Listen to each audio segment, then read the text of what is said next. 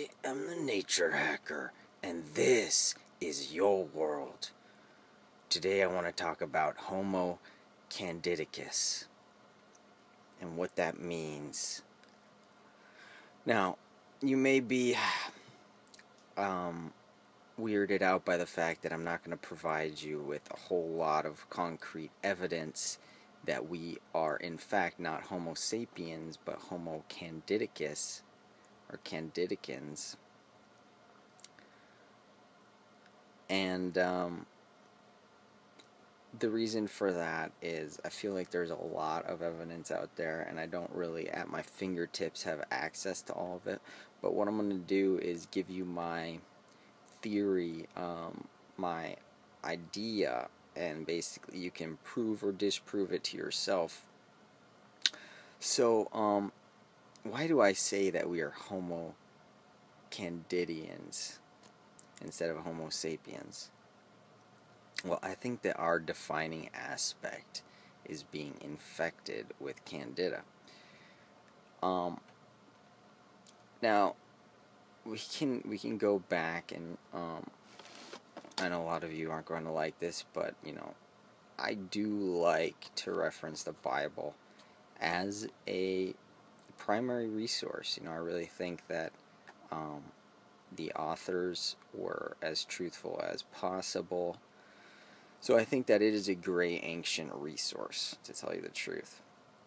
Now, we look at the story of Adam and Eve. I don't necessarily believe everything is literal, as said in the Bible. I do believe that it is as literal as they could, as the writers could get. They definitely passed down as accurate of information as possible. So, anyway. So we were created, according to the story, we were created by God in a perfect garden, and we ate a fruit, typically, traditionally known as the apple, and we were fallen, and our mind was opened up to, seeing good and evil. So obviously there is a psychoactive effect of this fruit. But not only that, but the apple. If you Google fruit yeast or apple yeast, you will find that apple is one of really the only fruits, to my knowledge, that has really, yeast infected skin. So if you eat apple skin, you are ingesting yeast. And I would assume that in many cases this is actually Candida albicans on the apple skin, that grows on the apple skin. Now, so we were in this perfect garden, and there was presumably no bacteria or yeast present in our bodies. Now, how close we were then to we are now, I don't know.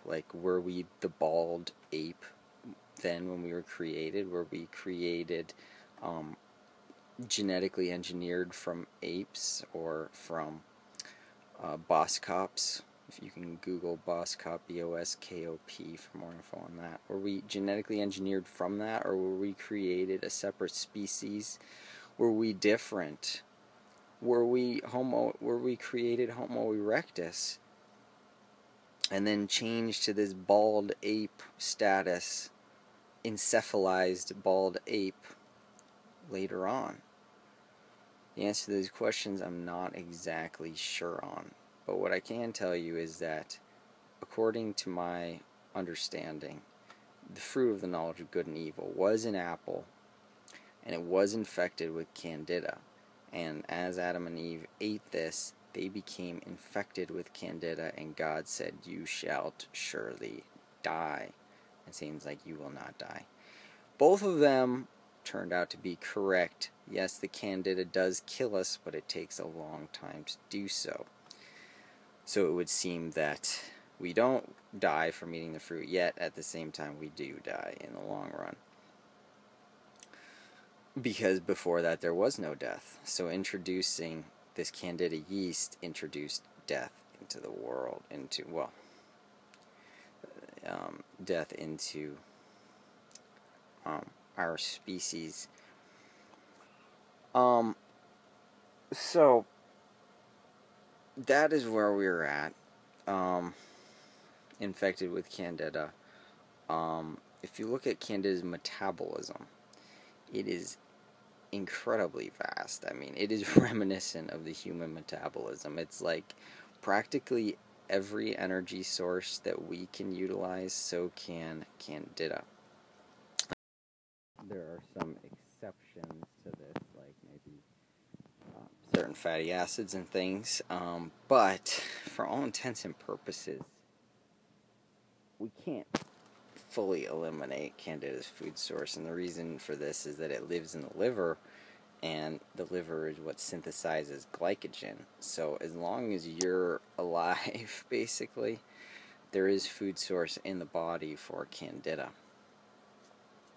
So, kind of a scary aspect, and, there's definitely thoughts in my mind that, Candida is what caused genetic mutation of humans to have our muscles weakened.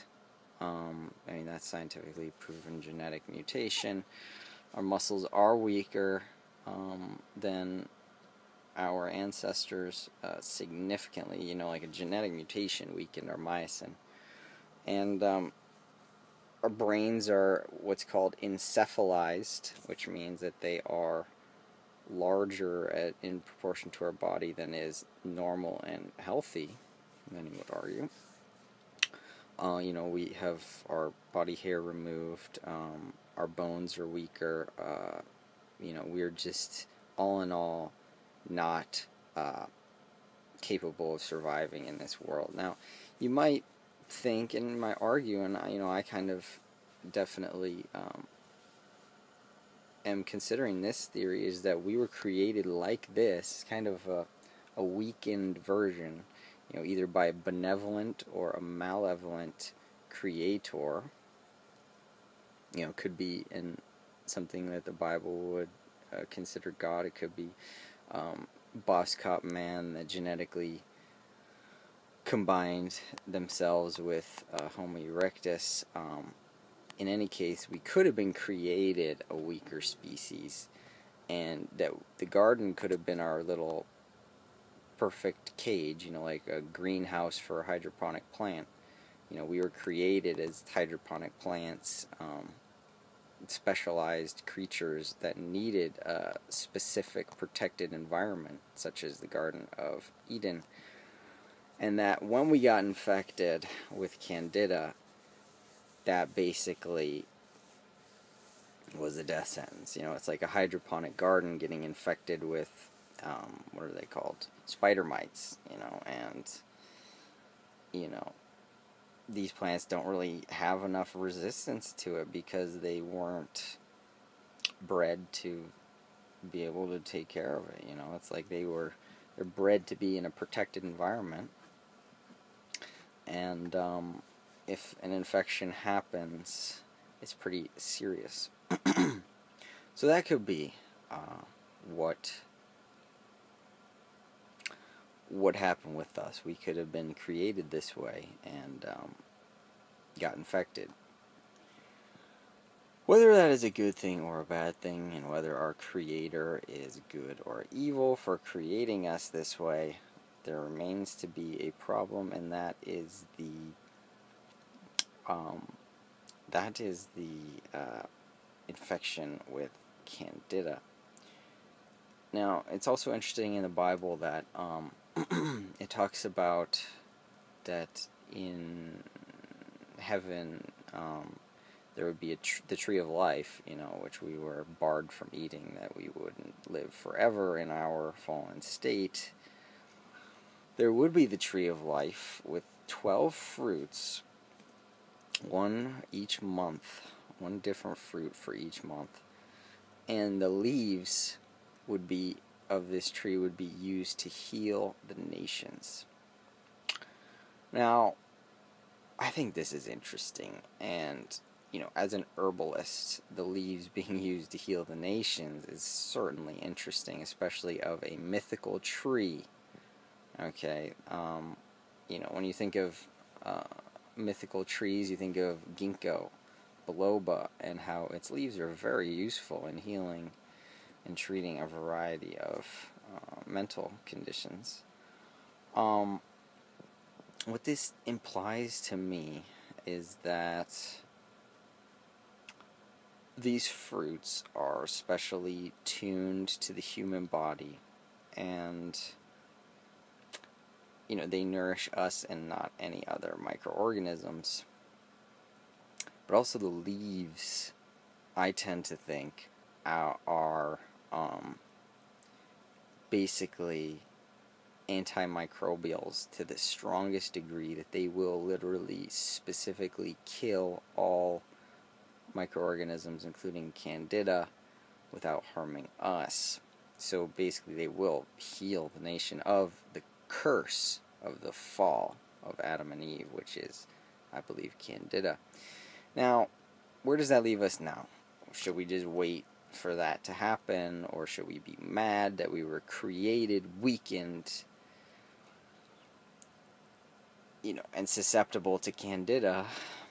Should we be mad about that? I mean, were we created in sin, not by our sin, but by the sin of our Creator, that they would create us this way?